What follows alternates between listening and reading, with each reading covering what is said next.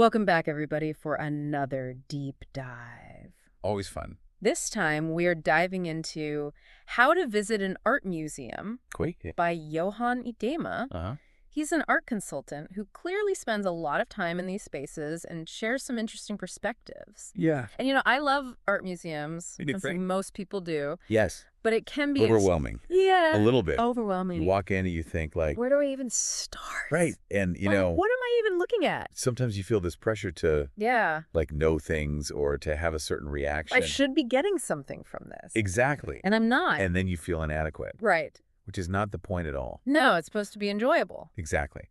So this book, Gives you all these sort of practical tips. yeah, like little hacks to kind of make it Yeah, a more rewarding experience. for sure. And one that really stood out to me, I have to say, was about this idea of help from unexpected sources. Oh, yeah. Like who knew? So he talks about The security guards the security guard. could be your best friend at the museum.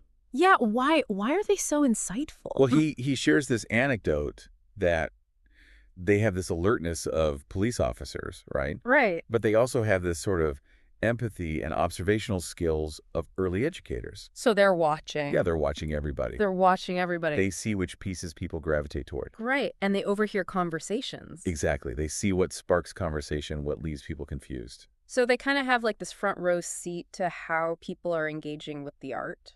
Right. It's almost like a living commentary on the collection. And he even mentions people in the ticket office Oh, yeah? or even the cafe. Yeah. They might have. They might have their own aesthetic preferences Totally. and, could point you in a direction that you wouldn't have thought of. So I love just that idea of don't be afraid to strike up a conversation Yeah. with people who work at the museum. Yeah. That they might have some really great insights. Yeah. Okay, another thing I loved was his perspective on kids. Yes. He's like, bring them to the museum, I know. which some people are very much against. You're right. You think oh, it's going to be so distracting. Yeah. You're going to be running around, You're going to be yelling. touching things they shouldn't touch. Right. But he really... He makes the case for it. He reframes them as guides. Yes. They're not distractions. They're actually your guides. He says that They notice things Yeah. that we as adults just don't see. Well, they don't have the same filters that we've developed I... over time. You're asking questions. Yes. They're seeing things from a totally different perspective. And I love this. He says that children under 4 are masters of abstract art, Oh, yeah. which Well, it makes sense if you think about it. it does. They're not trying to overanalyze or interpret. They're just experiencing it purely visually. on a purely visual level. And, they might say things that spark Oh, yeah. something in you. Yeah. He talks about the idea of like a kid looking at a Jackson Pollock Yeah. and saying like, oh, look, it's a spider web. Yeah. And you're standing there as an adult and you're like, Yeah. but what is this supposed to be? Right. But that observation from the child unlocks a new way of seeing it. Exactly. It's like, oh, yeah, it does have that. Right. It's like that, And that childlike sense of wonder yes. that we lose That we lose. as adults. Yeah, it's a good reminder. Yeah, for sure. So speaking of unlocking new understandings, Yeah. let's talk about the museum label, Okay. which is something I've thought about before. Yeah. But he really goes into this debate about, Whether art needs a title. does artwork even need a title? Right. Because some artists are very much It should stand alone. yes, The piece should speak for itself. you should be able to look at it and just Get it. get it. But then others are like, no, the title adds to it, Whole new layer. enhances the meaning. So he uses this example of Damien Hirst's Mother and Child Divided. Oh, yeah, that's a good one. And he's like, imagine seeing that without the title. Right. It's a very powerful It's powerful. piece of art. But when you add the title to it, then it brings in this whole other element of emotion. You immediately Yeah. understand that feeling of... Separation and loss. Yeah, And you see it in a whole new way. exactly. So it's like, yeah, The title can add so much. you're sure. He also points out that these The labels museum labels, yeah. can really answer those kind of stupid questions that we might have. Right. What is this even made of? Or what was the artist trying to say? What is this supposed to be? Yeah, those questions that you might feel embarrassed to ask out loud, Totally. but they're totally valid. Totally. And the labels are there to help. Yeah, he quotes Nina Simon, Oh, yeah. who's a museum expert, Uh-huh. who calls them contextual clues. I love that. That they give you these, like, bridges to understanding. Yeah, you know, sometimes you just need like a little nudge in the right direction. A little context. Exactly. And it can completely change how you're looking at something. For sure. I love okay, so we've talked about the unexpected sources. The security guard. Security guards, Yeah. the labels. Uh-huh. But what about that feeling that we all get sometimes? Is this even art feeling? Yes. Especially when we're looking at something that's abstract or unconventional. I don't get it. Yeah. And, you know, it's easy to feel like you're the only one Yeah. who's not getting it. Especially in, like, the contemporary art world. Right. You're surrounded by all these people who seem to I understand it. be in the know, and you're like, What am I missing? I don't see it. So he shares this quote From Ed Ruscha. that I love from Ed Ruscha. It's so good. He says, good art should elicit a response of, huh, wow, as opposed to wow, huh. That is brilliant. Isn't that great? Yeah, it perfectly captures that difference between art that just kind of visually impresses you. And then you're like, oh, okay. yeah. Wow. Huh. Okay, and then you move on. Exactly. But, huh, wow. No, it makes you think. It stays with you. Yeah, it's the art that stays with you. Like, what was that? It reveals its layers Yes. over time. And that brings us to this other really important point, which is good art doesn't have to be conventionally beautiful. No. It can have... So many different functions. It can be. A form of expression. Right. It can enhance our perception Of the world? of the world. It can preserve memories. Yes. It can question societal norms. It can challenge our ideas. Yeah. And even he mentions... Serve a therapeutic function. Yes, he connects it to ideas in art as therapy. Right. So when you're standing there and you're like, is this even art? Yeah. Consider its purpose, its impact, Yeah. the conversation it's trying to start. Exactly. Maybe it's not this breathtaking landscape. Or a perfectly rendered portrait. But it could be, Moving or thought-provoking yeah. in a different way. So then that leads us to the question, like, okay, how do we appreciate different genres, Yes. which we will explore in the next part of our deep dive? Stay tuned because we're going to dive into Landscapes, portraits, still lifes. all of it. All of it. Yeah. So see you in a few minutes. Okay. So we left off talking about, like, how to approach different genres. Yes. And I think landscapes are a good place to start. I think so too. Because they Seems accessible. seem very straightforward. Right. You know, like, oh, it's a pretty scene. It's nature. But there's actually a lot more Yeah. going on beneath the surface. I've definitely had that experience of looking at a landscape and being like, Okay. It's nice. it's pretty. But what else is there? What am I missing? Yeah. What am I supposed to be getting from that? Right. So Adima encourages us to go beyond just, like, appreciating the scenery. Oh, He says, it's not simply about what you see, It's what you feel. but what you feel when you look at it. Okay, so like tapping into the emotions. Yeah. That the artist was trying to convey. Think about Monet's water lilies. Okay. He wasn't just trying to create like a realistic depiction of a pond. Right. He was trying to capture the interplay of light and water. The essence. Yeah, the Us- fleeting beauty of nature. A sense of tranquility. Right, like a mood, Yeah. an atmosphere. So it's like the painting becomes a window Yeah, into how the artist, their soul, yes, their soul. their unique way of seeing the world. So how do we do that? How do we get there? Yeah. How do we unlock those deeper layers? Practically, what are we doing? He suggests paying close attention to details, Okay. like the way the light plays on the trees, Uh-huh. the texture of the brush strokes, The colors. the subtle variations in color. Okay. Think about Van Gogh's Starry Night. Okay. The swirling brushstrokes. Yes. They almost mimic the movement of the wind. Right. They create this sense of Energy. energy, emotion, Yeah. like it's alive. Right. It's not just this, like, passive. Yeah, you're not just passively observing the scene, We were actively engaging. you're actively engaging with it. Yeah. And let's not forget about symbolism. Okay. Landscapes are full of symbolism. Like what? They use elements of nature Uh-huh. to represent deeper meanings. So a stormy sky. Could symbolize turmoil, Okay. A winding path.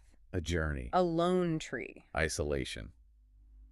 Okay. So it's like learning to read a visual language. Exactly. Speaking of visual language. What about portraits? Portraits. Yeah. Which can be Intimidating. intimidating, especially when it's like a historical figure. Right. And they're looking right at you. I was like, oh my gosh. What are you thinking? Yeah. But he reminds us that portraits are more than just like a likeness. Right. They're glimpsing into the lives and personalities into the lives and personalities of the subject. of the subject, yeah. He talks about focusing on the eyes, The eyes. the windows to the soul, Yeah. which makes sense because They can tell you so much so much. without using any words. Right. Like you can see the emotion. Emotion, intelligence, vulnerability. Even mischief. Yeah.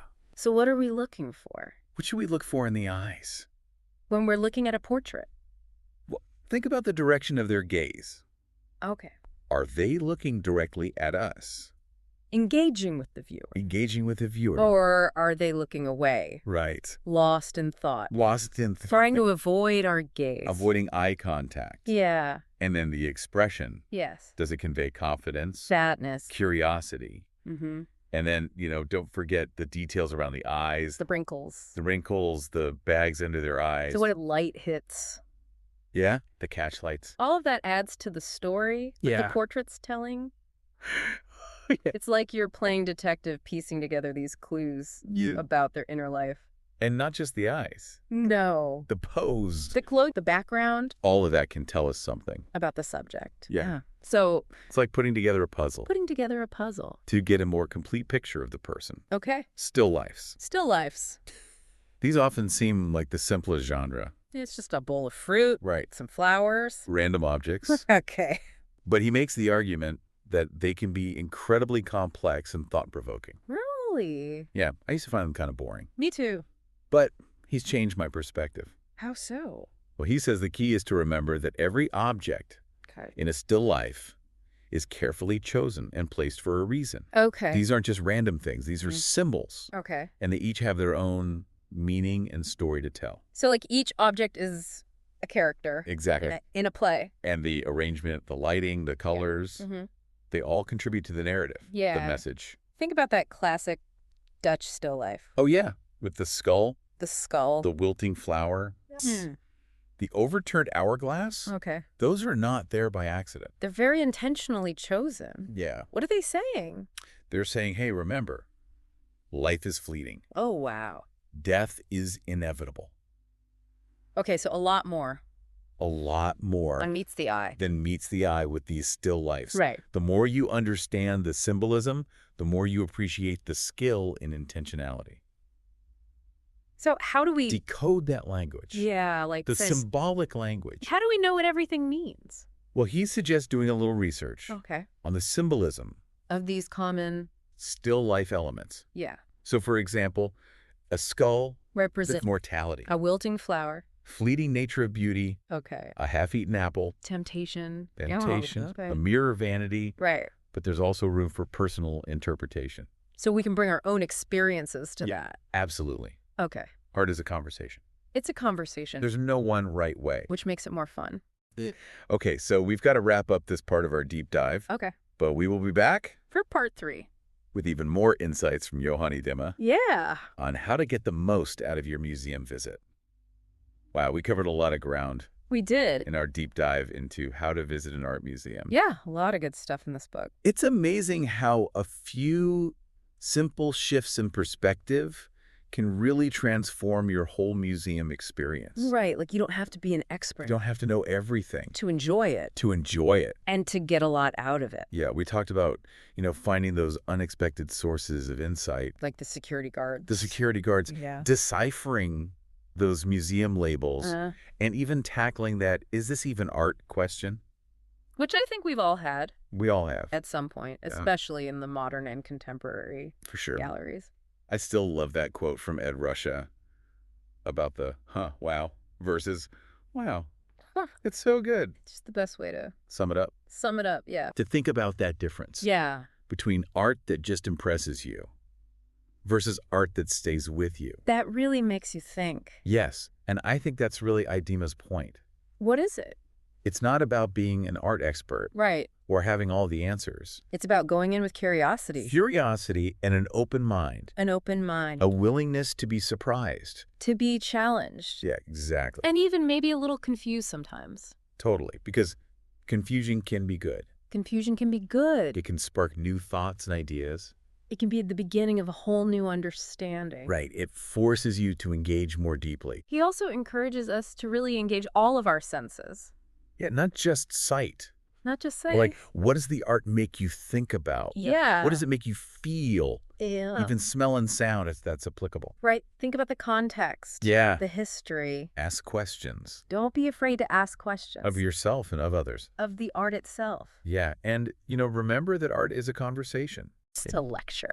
Yes. It's not about passively absorbing information. It's about actively engaging. Yeah. And contributing your own thoughts and feelings. I think that's really liberating. It is. Because it takes the pressure off of feeling like we have to understand everything. Right. There's no test. No. There's no right or wrong answer. Just enjoy it. Just enjoy it. And experience it on your own terms. And often in those moments of just pure experience, That's where the magic happens. we discover something new. Yeah. Not only about the art.